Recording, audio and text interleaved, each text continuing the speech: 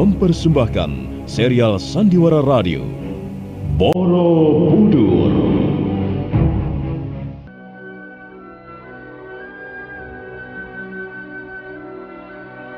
Di tanah Jawa, saat kerajaan Mataram kokoh berdiri, setindak demi setindak, perlahan namun pasti, berdiri dengan megah sebuah bangunan suci. Borobudur.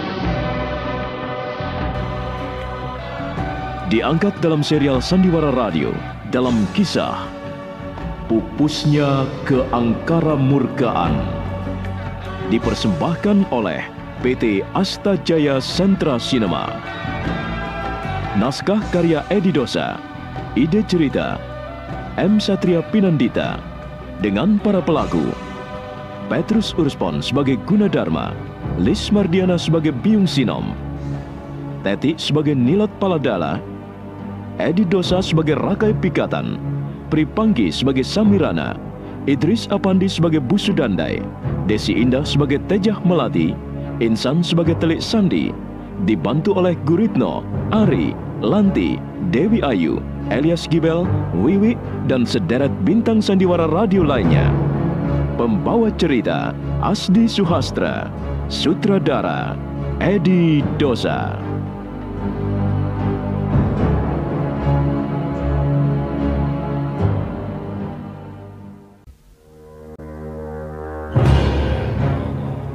Dengan perasaan kecewa dan sakit hati, Nilat Paladala bergegas meninggalkan rumah kediaman Busudandai. Memang sejak awal dia ragu-ragu, tapi dia sama sekali tidak mengira akan mendapat perlakuan sehina dan serendah itu. Setiba di warungnya, Gandasturi dan Sekarmayang memberitahu bahwa kakeknya Ki Bale Oro-Oro menunggu di ruangan biliknya.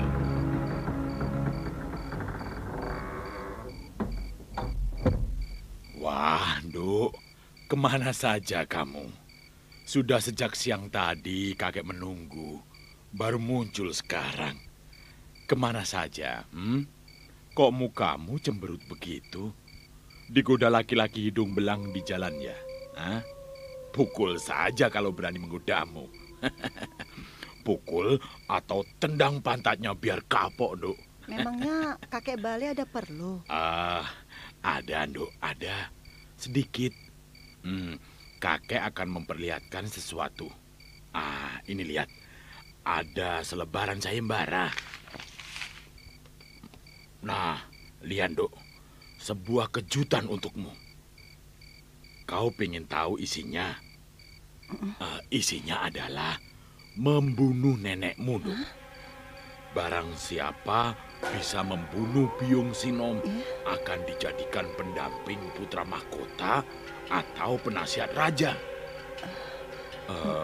Ada apa, Nduk? Tidak ada apa-apa, Kek. Kok kelihatannya kamu tidak senang? Dengar, Nduk. Kakek datang kemari hanya untuk memberitahu soal sayembara ini. Kupikir kamu bisa ikut, Nduk. Tidak, Kek, tidak. Loh, sayembara ini bisa menambah alasanmu memerangi nenekmu yang jahat itu, Nduk. Ternyata bukan hanya kita saja, tapi semua orang. Seluruh rakyat Mataram menginginkan kematiannya. Jadi, kamu bisa ikut sayembara ini, Nduk. Bukan untuk memburu hadiah, bukan untuk mengejar jabatan, melainkan untuk menegakkan rasa keadilan dan kebenaran.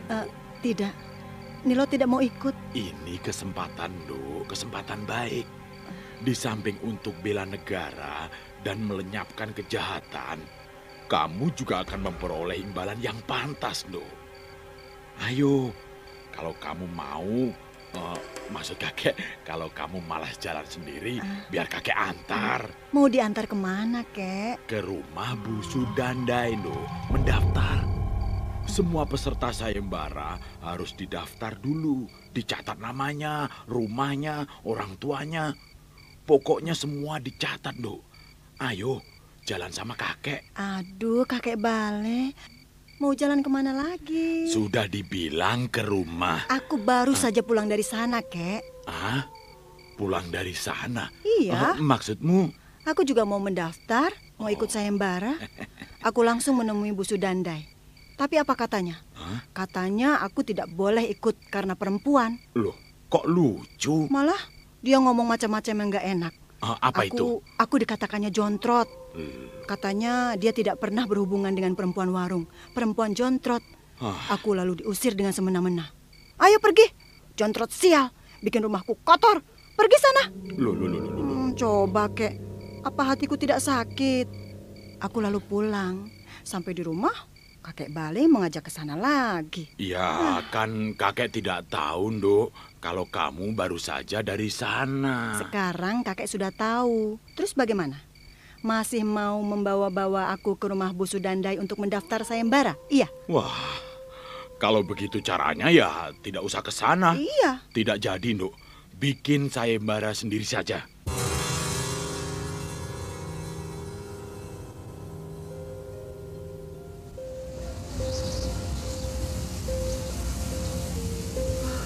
Gunadarmaku, tampan, ganteng, cakep. Kamu akan lebih tampan kalau ku beri mahkota ini. Lihat, mahkota dari rerumputan hijau dan bunga-bunga liar berwarna-warni. Nah, apa kataku?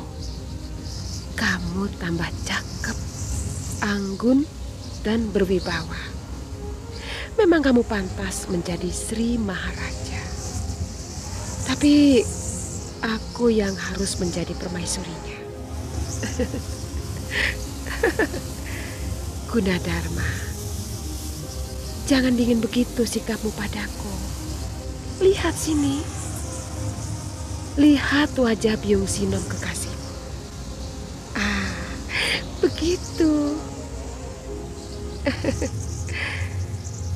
Dingin rasa dadaku tatkala duduk di depanmu. Di tepi padang rumput hijau, dibelai angin lembut mendayu-dayu. Gunadarma sayangku, jangan lagi sakiti hatiku. Jangan lagi kau ludahi mukaku dan kau pukul kepalaku. Ada yang mengintip kita, sayang. Tenang saja. Aku tahu siapa orang itu. Hei! Keluar kamu dari gerumbulan semak itu. Keluar! Jangan ngintip orang lagi pacaran. Dosa! Awas! Kalau tidak mau keluar, ku bakar hangus tubuhmu. Jangan, Sinom, jangan. Bale oro-oro. Apa kerjamu di situ? Tua bangka masih senang ngintip. Kamu juga? Apa yang kamu lakukan sama anak muda itu? Tua bangka, nenek peot nggak nyebut. Awas kamu. Jangan membuatku marah. Nanti kamu tidak bisa pulang lagi ke gubuk reotmu. Lihat Bale oro-oro. Kamu pasti tahu siapa dia. Namanya Gunadarma. Orangnya ganteng. Tidak seperti kamu, jelek, tua, dan bengkok. Biar saja jelek, tua, bengkok atau bongkok. Tapi kan hebat. Ayo, jangan mungkir, Sinom. Kamu sudah merasakan kehebatan Bale oro-oro hampir 20 tahun, Sinom. Jijik aku mendengarnya. Kamu memang menjijikkan, Sinom. Coba. Apa pantas nenek-nenek sudah hampir masuk liang kubur merayu anak muda di tempat terbuka seperti ini? Kok gak malu? Coba kamu ambil kaca, Sinom. Lihat muka ke dalam kaca. Supaya kamu sadar bahwa kamu sudah bau tanah. Sudah hampir... Diam, tua bangka jelek. Kamu pikir aku tidak tahu? Ya, pasti kamu cemburu. Bah, cemburu? Ampun, anak cucu jangan ada yang niru. Lu kok bisanya aku cemburu, Iya. Sinom? Pasti kamu masih cinta sama aku kan? Masih. Cintaku masih segudang sama kamu, Sinom. Tapi gudangnya sudah terbakar. Jangan sedih, Bale oro-oro. Terus terang. Sekarang aku sudah tidak menyisakan cinta barang secuil pun untukmu. Memang kita pernah menjadi pasangan yang serasi selama beberapa tahun. Bahkan kita bertahan menjadi suami istri ya selama hampir 20 tahun. Nah, Tapi itu dulu sekali. Tapi sekarang, tidak lagi. Karena cinta murni Biung Sinom hanya untuk Gunadarma tersayang. Bang Bayi, Jabang Bayi, kamu kesurupan demit mana sih, Nom? Gunadarma tersayang. Gombalamu. Pokoknya sekarang tidak ada yang kuinginkan lagi selain bercumbu rayu dengan kamu, Gunadarma sayang. Kita akan menjadi pasangan yang serasi sekali. Bukankah begitu, Bale Oro-Oro? Aku serasi tidak kalau berpasangan dengan laki-laki tampan ini? Serasi sih, Nom. Sangat cocok. Yang laki-laki seperti Raden Arjuna, yang perempuan kayak layangan putus. Cocok. Jangan menghina, Bale Oro-Oro. Aku kan bekas istrimu juga. Sudahlah, Sinom, sudahlah. Sedih aku kalau melihat kamu seperti ini, Sinom. Walaupun bagaimana kamu pernah jadi istriku, hanya jalan hidup kita dan garis nasib berbeda, maka kita tidak bisa bersama-sama lagi, Sinom. Sudahlah, kembalikan Gunadarma ke Kamulan. Tidak! Awas, Bale Oro-Oro. Kamu jangan ikut campur soal Gunadarma. Dia sudah menjadi milikku. Dia manusia, Sinom. Jangan kamu anggap seperti barang. Aku mau anggap seperti apa bukan urusanmu. Awas kau, Bale Oro-Oro. Jangan dekat-dekat. Dia orang, Sinom. Jangan dibuat mainan seperti anak kucing. Bale Oro-Oro. Lebih baik kamu pergi. Di sini, kamu hanya mengganggu orang sedang bersenang-senang. Ayo pergi. Kamu tidak dibutuhkan lagi. Kamu mau pergi atau tidak? Aku sudah memperingatkanmu, Sinom. Tapi kalau kamu nekat, ya terserah. Tanggung sendiri akibatnya. Dasar kuping budak. Baik, Sinom. Aku pergi. Waduh!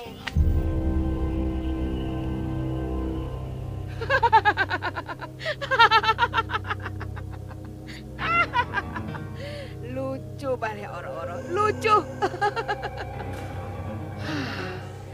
Minggat orang itu. Nah, sekarang tinggal kita berdua, sayang.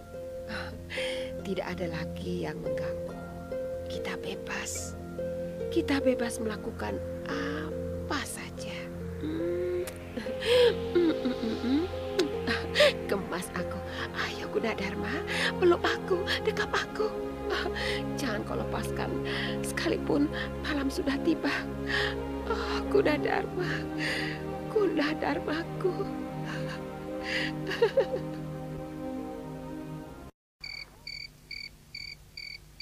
Pangeran, bangun Pangeran, bangun. Lihat, siapa yang datang? Oh, Ibu.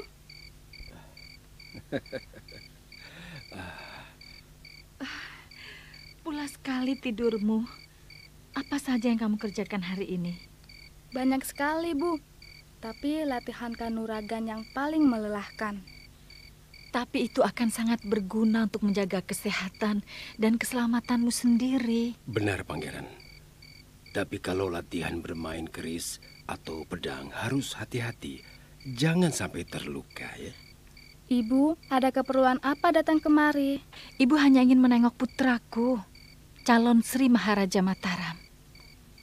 Ibu jangan mengejekku. Semua orang tahu calon Maharaja Mataram bernama Dialokapala. Tidak, itu salah menulis nama. Yang benar, calon Maharaja Mataram, siapa Paman Dendai? Dewa Kinara. Nah, itulah yang benar, Dewa Kinara. Putra tunggal Diah Rakaiwatan dan Diah Pumanuku Rakai Pikatan. Tak ada lagi nama yang lain. Bagaimana aku bisa menjadi Maharaja Mataram, Bu? Sedangkan aku bukan putra mahkota. Memang seharusnya kamu yang harus menjadi putra mahkota. Tapi kedudukan itu direbut Pramodawardhani dan diberikan pada anak laki-lakinya, si kambing tolol itu. Apakah Ibu sudah pernah membicarakan persoalan ini dengan Ayahanda Maharaja? Ayahandamu sekarang sedang terlena, sedang tidur nyenyak di pangkuan istri mudanya. Tapi Ibu harus membicarakannya. Ini persoalan penting. Soal itu pangeran tidak perlu khawatir. Iya, kamu tenang saja. Biarlah orang-orang tua yang mengurus semuanya.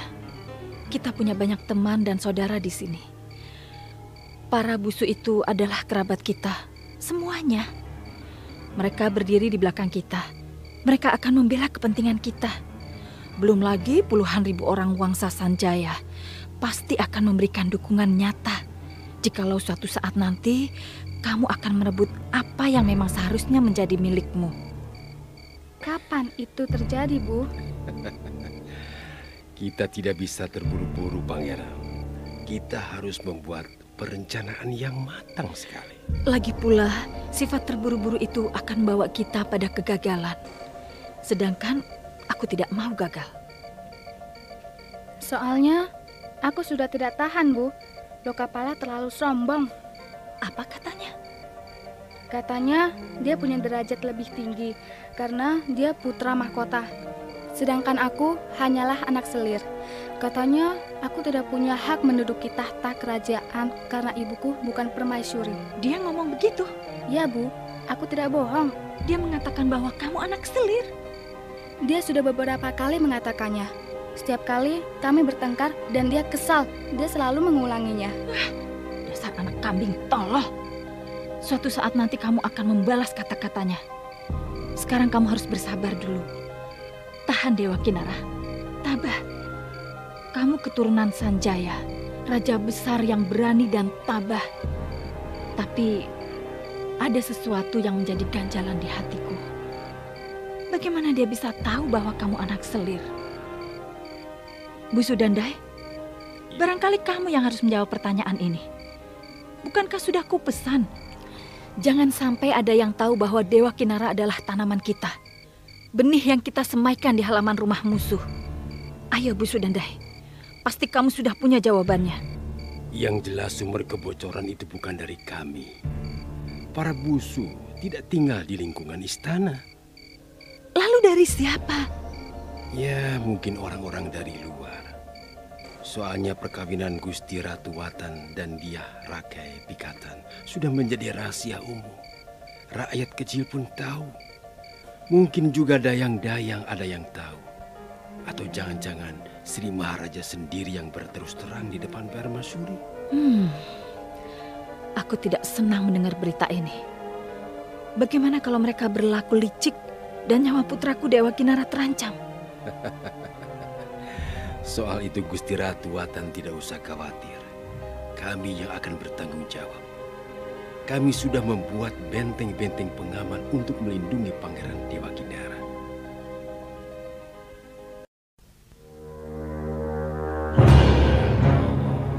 Rakai Watan benar-benar gusar. Berkali-kali dia memperingatkan agar Bu Sudandai tidak lalai menjaga Dewa Kinara. Menjelang tengah malam dia pamit pulang. Bu Sudandai mengantar sampai pintu regol depan. Kalau sampai terjadi apa-apa dengan putraku, kamu yang harus bertanggung jawab, Bu Sudandai. Jalan.